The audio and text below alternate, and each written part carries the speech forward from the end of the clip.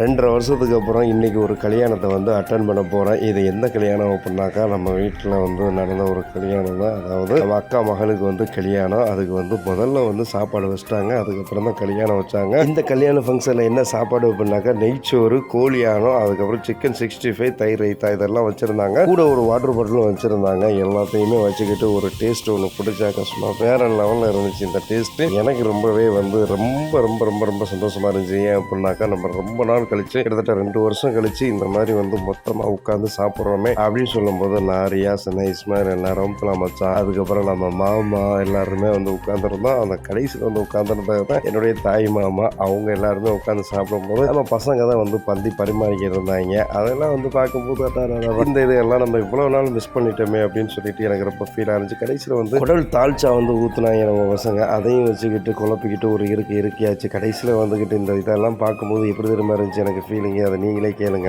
ராஜாக்கள் மாளிகையும் காணாத இன்பமடா.